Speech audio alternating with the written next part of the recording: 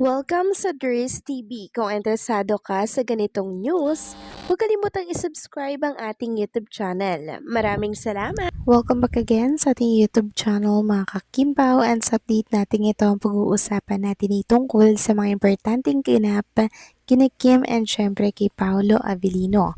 So pag-uusapan natin sa update na to ay may kaugnayan nga po mga kakimbaw sa laman ng lahat ng social media platforms ngayon. And ito po ngayon ay inuugnay kay Kim and kay Paolo. Tinupad na nga kaya ni Paolo ang hinihiling ng marami para kay Chinita Princess? Naku, yan ang pag-uusapan natin mamaya. Pero bago po ang lahat, maraming salamat sa inyong patuloy na pag-support at pagsubaybay sa mga daily update natin.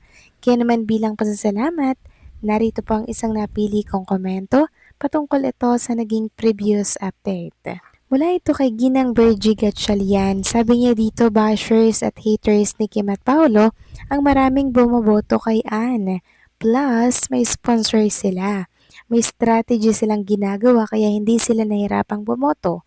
Sa Kim Pao ay nahirapang bumoto kahit may pamboto at pambagsak kay Kim at Paolo.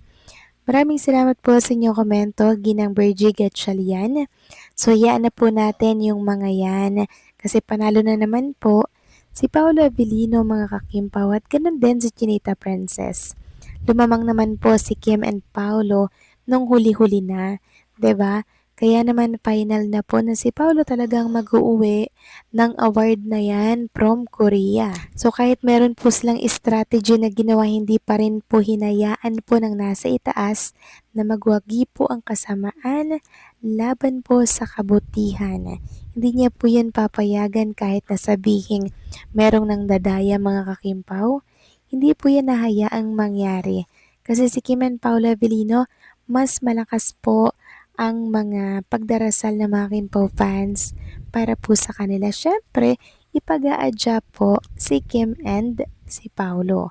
Kaya ang ending, si Paolo ang tinanghal po na winner para yan sa SDA. So maraming salamat po sa inyong komento. Ginang Bergie Gatchalian, God bless po sa inyo at mabuhay kayo. So eto na nga, pag-usapan na natin mga kakimpo, mga topic na nakalap natin sa update na to. At tunay na nga nating pag-usapan ang pagkalungkot ng mga Kimpo fans dahil malapit na nga naman po ang ending ng The Alibay. So grabe mga kakimpaw, no? 2 buwan tayong umiyak sa Free TV and ngayon magtatapos na po agad. Sabi nga nang nag-post, iyak na naman ba ako sa ending ng The Alibay? At 2 months na umiiyak sa Binstel, sana iba yung ending sa Free TV. Tapos kung nyo mapapansin yung mga nagkomento, agree po sila mga kakimpaw na sana meron pong magandang pinali ang The Alibay. Unlike po nung unang pinali mga kakimpaw, di ba? Talagang pinaiyak po tayo ng husto. And sana for the second time, maganda na po ang kalabasan ng pinali po ng The Alibay. Kasi ang dami daw pong kinat dyan mga kakimpaw eh. Para nga naman mailagay yung katotohanan sa Free TV. Ayon pa nga sa isa, ang intense ng episode 92 ng The Alibay. Last episode na tomorrow, so FCI 1 pero aasa pa rin sa Canada scene nila Vincent and Stella. So ito po talaga inaantay ng lahat, yung Canada eksena ni Kim and Paolo Avellino na hindi po inilapag nung una pong ipalabas ang The Alibay. So hopefully sa pinali po ng Free TV, ilabas na po nila yung pangmalakasan po na shoot dito po sa Canada. Samantalang talakayin naman natin ang tungkol dito sa viral at pinag-uusapan ngayon sa lahat ng social media platforms na kung saan inuugnay nga po kay Kim and kay Paolo Avellino. So tinupad na nga kaya ni Paolo Avellino ang matagal na pong hinihiling at minimiti ng mga Kimpo fans para po kay Chinita Princess. Ano po ba yung minimiti hinihiling na yan ng marami? Walang iba kundi po ang pagluhod ni Paolo or pagka-engage kay Chinita Princess. Meron kasing pa-blind item na ganito. Ayon dito, engaged na raw ang matagal nang magkarelasyon na aktor at female actress. Si female artist na kayang huling girlfriend ni aktor at bigla na lang daw po mga kakimpaw na i-announce ang kasal nila ni FA gaya ng ginawa ng kanyang favorite leading lady. At kung magbabasa nga po kayo sa comment section ng naturang post mga kakimpaw, ang tinutukoy nila dito si Kim Pao daw or Kim Pao yan, Kim Pao yan, Kim Pao yan. Ayan no, lahat po ang komento po nila ay si Kim and Paula Vilino daw po ang tinutukoy sa naturang pa-blind item. Base po yan sa komento ng mga netizen sa comment section. Ayan, ilalagay ko na lamang po sa mismong screen po ninyo mga kakimpaw dahil hindi lamang po ito gawa-gawa or haka-haka na ang hula talaga nila ay si Kim and Paul Abilino daw po mga kakimpaw yung nag-engage na or nag-propose na si Paolo. Naku, sana nga mga kakimpaw, no? Sana nga sila na nga ito. Kasi ito po talaga yung matagal nang minamanifest at hinihiling ng mga Kimpaw fans na mangyari kina Kim and syempre kay Paolo. 'Di ba matagal na pero ang tanong, sila nga kaya ito?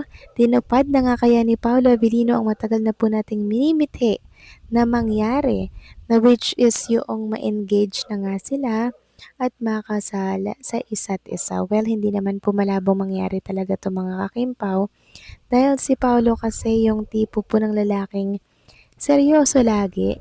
Yun bang magugulat na lamang po siya na meron na pala siyang, alam niyo yun, plano sa kasal po nila ni Chinita Princess, 'di ba?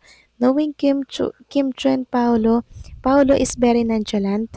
With Chinita Princess, gusto niya naman pong showy siya. Pero pag merong ganito kang partner na very private na tao, syempre, mahawa din po si Chinita Princess. Kaya hopefully mga kakimpaw, si Kim and Paolo Abilino na po ang tinutukoy sa pa-blind item na ito. Samantalang pag-usapan naman natin ang tungkol dito sa flight ni Kim and Paula Abilino papunta po yan ng Australia mga kakimpaw.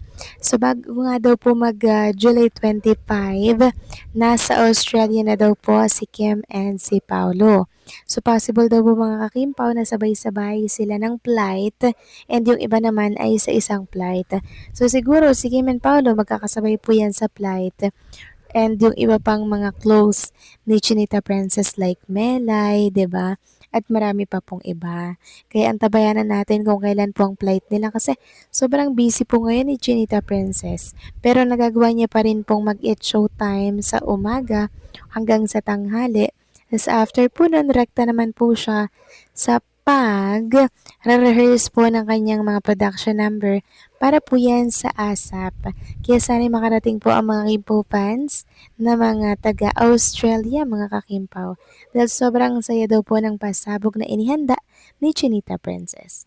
So paano mga kakimpaw, hanggang dito na lamang po ang update natin. Maraming salamat po sa inyong patuloy na pagsuporta.